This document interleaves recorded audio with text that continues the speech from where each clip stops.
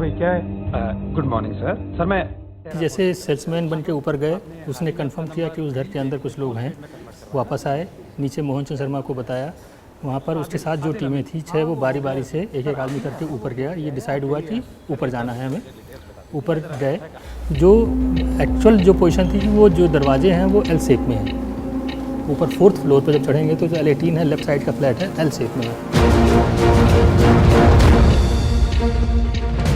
जब सुबह पहले गया है हमारा सेल्समैन बन के इंस्पेक्टर, तो सामने वाले दरवाजे पर नॉक किया, वो दरवाज़ा खुला।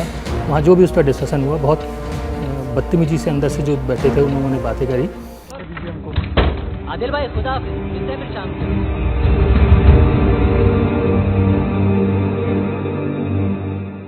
तो ये उतर के चला आया नीचे। जब टीम चढ़ी है ऊपर, तो ऊपर जाके इसी टीम को, इसी दरवाजे को उन्होंने नॉक किया, खोलने की कोशिश की, बताया कि पुलिस ने दरवाज़ा खोलो, तो अंदर साइलेंट हो गया।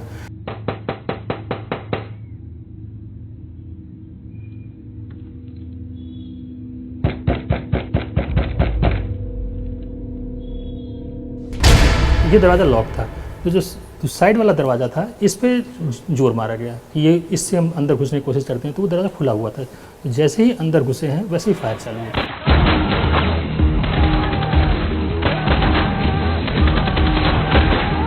वैसे मोहन सामने था, तो मोहन को पहले गोली लग गई, मोहन गिर गया। तो लोग अपनी अपनी जगह लेके उस छोटे से फ्लैट के अंदर अपनी अपनी जगह पकड़ी। उसमें स्पीच इधर से भी फायर हुआ, उधर से भी फायर हुआ, दोनों साइड से फायर हुआ।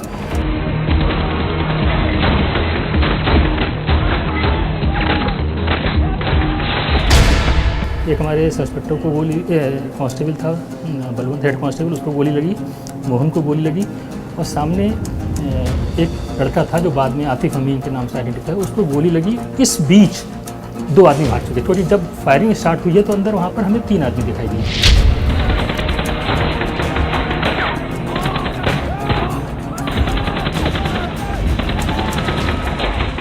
फायरिंग हुई, एक गिरा, 2 गायब। और इतनी हड़बड़ी में वो छोटे से फ्लैट के अंदर चल रहा था कि ये नहीं समझ में आया कि अपनी जान बचाएं कि पकड़ें कि क्या करें। ये सिचुएशन ऐसी थी। इस बीच 2 निकल गए सीढ़ियों के रास्ते से। ये बाद में बहुत इसी पर कंट्रोवर्सी रही कि एक ही सीढ़ी चढ़ने की थी, उसी से कैसे भाग सकते हैं। तो ये सिचुएशन ऐसी थी, जब समय एक 10 बाई 10 के कमरे में गोली चल रही हो, तो आदमी किस तरह से अपने को बचाएगा या पकड़ेगा। तो ये सिचुएशन हुई। हमारे 2 आदमी इंजर्ड हो गए, तो हमारे 6 आदमी ऊपर चढ़े थे। उन लोगों ने 2 को तुरंत रेस्क्यू किया नीचे। जब ये हुआ है, इसी में हम ऊपर चढ़ रहे थे, क्योंकि हम पहुंच चुके थे। गोली की आवाज़ सुनी, जब मैं नीचे था तो मुझे गोली आवाज़ हुई, तो मैं रश किया ऊपर। तो हमारी टीम उनको लेकर नीचे उतर रही है।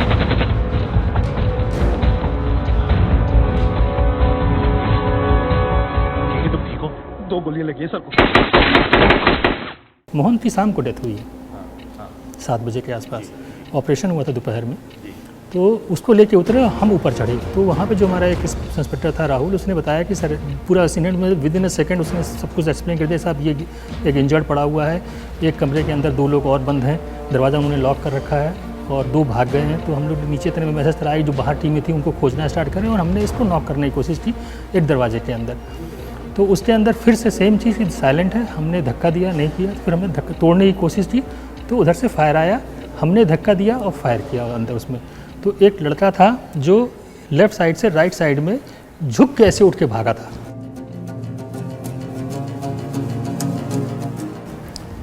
तो उस समय वो फायर कर रहा था और हमारी तरफ से फायर हुआ, तो वो वहीं गिर गया।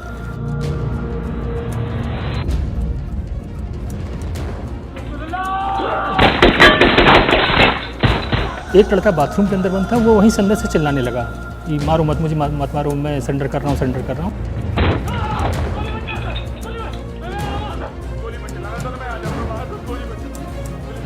तो दरवाज़ा नॉक करके गोली निकाले, वो विदाउट वेपन था। वो मोहम्मद सैफ बाद में आइडेंटिफाई हुआ, उसको अरेस्ट किया गया केस में ब्लास्टेज। उसने फिर सारी स्टोरी बताई कि ये जो इंजर्ड है ये कौन था, जो आगे वाले कमरे में था वो कौन था, जो भाग के गए वो कौन थे, उसके बारे में पूरी स्टोरी उसने बताई। तो मोहम्मद सैफ पहला आदमी था जो इंडियन मुजाहिदीन का पकड़ा गया। उसने फिर होल स्टोरी, वो जब दिन भर इंटरोगेशन हुई है, तो Gujarat blast, Jaipur blast, UP court blast और तमाम इंसिडेंसेस उसने एक्सप्लेन करे, बताए। ये स्टोरी उस समय की है, मौके की, जो कह सकते हैं कि 15-20 मिनट के अंदर हुआ है। फिर उसके बाद तो फोर्सेस पहुंचना, बाहर भीड़ लग गई पूरी, मस्जिद से अनाउंसमेंट चालू हो गई। कोशिशें पहले भी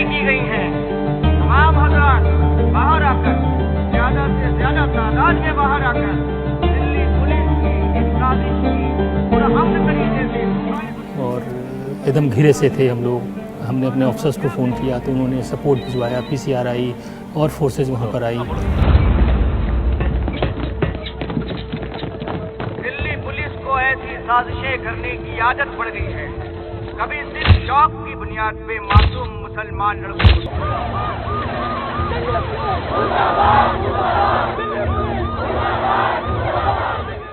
और फिर दिन भर इन्वेस्टिगेशन चलती रही। इस मोहन हॉस्पिटल में था, उसका ट्रीटमेंट चल रहा था। उसकी सर्जरी एक हुई दोपहर में डॉक्टर्स ने बताया था कि सर्जरी सक्सेसफुल है, ठीक है, लेकिन उसका हैवी ब्लीडिंग हो रखा था और शाम को 7 बजे डेड डिक्लेयर करके गया। उस दिन का ये हो गया, शाम तक डेथ हो गई मोहन की। इन्वेस्टिगेशन जो चलता रहा, नेक्स्ट 2-3 दिन में फिर कंट्रोवर्सी स्टार्ट हुई उसमें वहाँ पर। जैसे आपको बताया कि कंट्रोवर्सी ये हुई कि साहब ये स्टूडेंट थे जामिया के, ये कंट्रोवर्सी हुई और पुलिस ने निर्दोष मार दिया गया। जब इन्वेस्टिगेशन हुई, एक तो सबसे पहली बात कि उस फ्लैट से इतने ज़्यादा एविडेंसेस मिले थे ब्लास्ट से रिलेटेड। उसमें आप इस तरह कहते थे कि एनएचआरसी ने, हाई कोर्ट में, सुप्रीम कोर्ट में बहुत से लिटिगेशन चली, बहुत सी एनजीओज़ इन्वॉल्व हुई, बहुत से इंडिविजुअल लोग इन्वॉल्व हुए जिन्होंने ये चीज़ प्रूव करने की कोशिश की कि ये गलत हुआ है, इसकी मजिस्ट्रियल इंक्वायरी होनी, वो जुडिशियल इंक्वायरी होनी चाहिए या मुकदमा दर्ज होना चाहिए। वो सब जगह दिल्ली पुलिस, चाहे एनएचआरसी हो, चाहे हाई कोर्ट हो और चाहे सुप्रीम कोर्ट हो, उसमें सबका दिल्ली पुलिस की इन्वेस्टिगेशन पे ट्रस्ट दिखा और उनके विश्वास वो सारी डिसमिस हुई। सबसे पहले जो इम्पोर्टेंट चीज़ है कि कोई इनकाउंटर सोच के नहीं गए थे वहाँ कि हमें जाके गोली चलानी है या उधर से गोली चल जाएगी। पुलिस ऑफिसर्स प्रिपेयर्ड रहते हैं किसी भी इंसिडेंट्स के लिए, और जो बेस्ट चीज़ उस समय पर डिसाइड हुई कि जिस एरिया में हम जा रहे हैं वहाँ बिना कोई हल्ला मचे और हम अपना सक्सेसफुल ऑपरेशन करें। बेसिकली अप्रेंड करना है, इंटरोगेट करना है, पूछना है कि कौन लोग हैं। तो इस तरह की हमारी प्लानिंग थी। एक इस चीज़ पर ही लोग उठा क्वेश्चन कि साहब आप ब्लड प्रूफ जैकेट पहन के नहीं गए थे, जो टीम गई मोहन से हमें गोली कैसे लग गई, ब्लड प्रूफ जैकेट पहन के क्यों नहीं गए आफ्टर। तो वो जो सिचुएशन थी वहाँ पर कि हम एक ऐसे एरिया में जा रहे हैं जहाँ पर यदि आप ब्लड प्रूफ जैकेट पहन के या पुलिस यूनिफॉर्म में जाएंगे तो भगदड़ मच जाएगी। तो उस चीज़ को अवॉइड करने के लिए टाइमिंग ऐसा चूज़ किया गया कि ब्लड प्रूफ जैकेट नहीं पहनी जाएगी, बारी बारी से आदमी जाएंगे ताकि हम अपना safe operation, law and order issue create ना हो, उसको ध्यान में रखते हुए हमने वो प्लान किया था। तो ये इट वाज प्लान्ड, लेकिन प्लानिंग में ये नहीं सोचा गया था या प्रिजम नहीं किए थे कि हम घर में घुसेंगे गोली चल जाएगी। सपोर्ट सबका बहुत ज़्यादा रहा, सबको ट्रस्ट था, क्योंकि ट्रस्ट वही जान सकता है जो मौके पर हो और सीनियर ऑफिसर उन पर ट्रस्ट करते, क्योंकि हमारा लंबा ऑपरेशन रहे, लंबी टीम रही है। कर्नल सिंह जैसे हमारे जॉइंट सीपी थे, उनको ट्रस्ट था कि हम कोई गलत नहीं करेंगे, सारी चीज़ें एक्सप्लेन की हुई थी उनको। तो कभी ऐसा नहीं लगा। मैं ये कहूँ कि हर स्टेज पर, चाहे मेरे डीसीपी उस समय जो थे, जॉइंट सीपी थे, सब ने बहुत सपोर्ट किया। प्रेशर था सबके ऊपर, क्योंकि चारों तरफ से इस चीज़ को कंट्रोवर्सी बनाई जा रही थी, ये प्रूफ करने की कोशिश की जा रही थी कि ये फेक है, इंक्वायरी हो इसके अंदर, इस तरह की चीज़ें। प्रेशर सब पे था। और ऑफिसर्स का जो टॉप ऑफिसर्स होते हैं उनका ये होता है कि यदि उनके ऊपर जूनियर्स का फेथ खत्म हो जाएगा तो फिर टीमें टूट जाएंगी। और वो ऐसा टाइम था जिस समय हमें इन्वेस्टिगेशन करना था, टेररिस्ट भागे हुए थे, पकड़ने थे। वो एक ऐसा टाइम था जिस समय इतनी इन्फॉर्मेशन शेयरिंग सारे स्टेट्स में इंटेलिजेंस एजेंसी में हुई और हर स्टेट्स में लोग पकड़े गए इस इंडियन मुजाहिदीन मॉड्यूल के। ऐसा पहले कभी नहीं देखा गया कि एक जरा इंसिडेंस हो रहा है, वहाँ से इन्फॉर्मेशन शेयर हो रही है। मध्य प्रदेश में भी, गुजरात में, राजस्थान में, महाराष्ट्र में, हर जगह बंदे पकड़े गए और केसेस वर्कआउट हुए। तो हमारा था कि उसमें जो कंट्रोवर्सी हो रही है उसका प्रेशर और इससे बीच प्लानिंग कैसे करनी है। टीम का ऊपर से सीनियर ऑफिसर्स का सिर्फ इस तरह का डायरेक्शन था कि आप अपना काम करो, वो हमें देख रहे हैं। इस तरह का अंडरस्टैंडिंग थी हम लोग।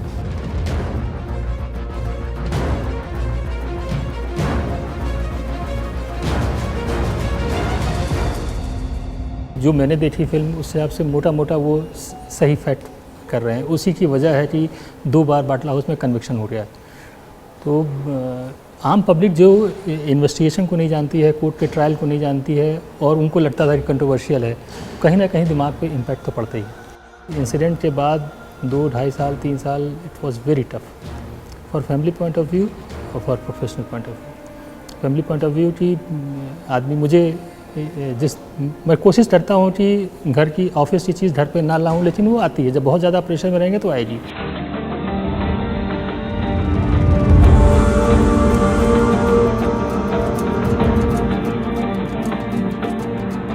सच हमें मालूम था कि सच क्या हुआ है और कंट्रोवर्सी हो रही थी, लेकिन तो ये ट्रस्ट था। ये मैं एक फोर्सेस के लिए भी मैसेज करता हूँ कि यदि आपने ऐसा कोई काम किया है जिसमें लोग एलिगेशन लगा रहे हैं और आप सही हैं, तो कीप पेशेंस, सच सामने आएगा। और यदि जुडिशरी पे केस है, जुडिशरी के पास है, तो सच सामने आना है और आपको नुकसान नहीं होगा। तो ये एक फेथ बना रहा, क्योंकि मैं एक लंबे समय से इस यूनिट के साथ हूँ और ऐसे बहुत से इंस्टांसेस हुए हैं। बहुत रिसेंटली मैंने स्टार्ट किया 2018 में, लकली अच्छा करते रहे और 2 इंटरनेशनल मेडल हैं मेरे। इंडिया टीम में खेल चुका हूँ, 2019 की सैफ गेम में इंडिया टीम का पार्ट था, वहाँ से भी मेडल हम लोग लेके आए।